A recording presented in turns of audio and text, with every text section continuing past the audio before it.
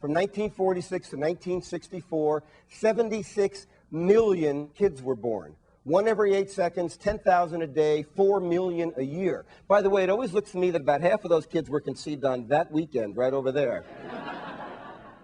By the way, keep in mind the baby boom followed a bust and then was followed by a bust. So it was this huge sort of mass migrating through life. Were we prepared? By the way, we weren't prepared. We didn't have enough pediatricians. We didn't have enough hospitals. There weren't enough diapers. There weren't enough bedrooms. There weren't enough pillowcases. In fact, if you go back to the 1940s, there's a fabulous lesson to learn about the future. And play along with me on this one. Imagine I came to you in the 1940s. And imagine I said, I'm a guy from the future. I can see the future. And I'm sure you wouldn't believe me. But had I been able to convince you, I might have said, and I know what's coming. There's a baby boom that's going to come, and every year there's going to be double-digit growth for the next 20 years. And you might have said, well, what should we do about that? And I might have said, well, let's go and buy some stock in that Gerber's company. And you would have said, I never heard of them. And I would have said, they're about to start putting baby formula in jars. And you would have said, oh, mothers make their own baby formula, not this generation. And then I would have wandered you over to New Brunswick, to that Johnson & Johnson company that had a very sexy little product they called a wound care strip. But they saw all these scuffed knees coming along, and they reintroduced it as a Band-Aid in 1951. And then I might have taken you to this cheap farmland outside the cities. And I would have told you that all these young families are going to be having so many kids. They're going to be outgrowing their row houses in Sheboygan, in San Diego, in Brooklyn.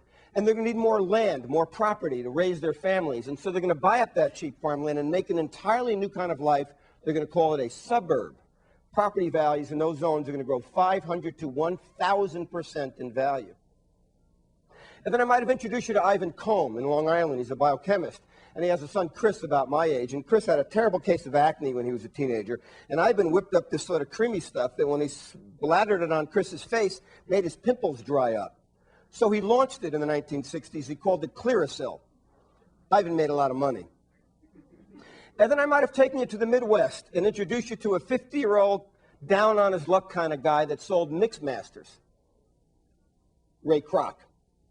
And every time old Mr. Kroc would sit in the diners eating, thinking about how he was going to get his attitude up to sell another Mixmaster blender, he noticed that all these teenage kids of this generation were in a hurry all the time. They like to eat fast, and their parents like to eat slower. So he came up with an idea that everybody thought was ridiculous, that he was going to create fast food restaurants for this generation. Licensed to McDonald's Brothers Hamburgers, the rest is history. And I can give you, by the way, 1,000 more examples. Had you invested in the emergence of that baby boom, you could have made $1 trillion. It's too late.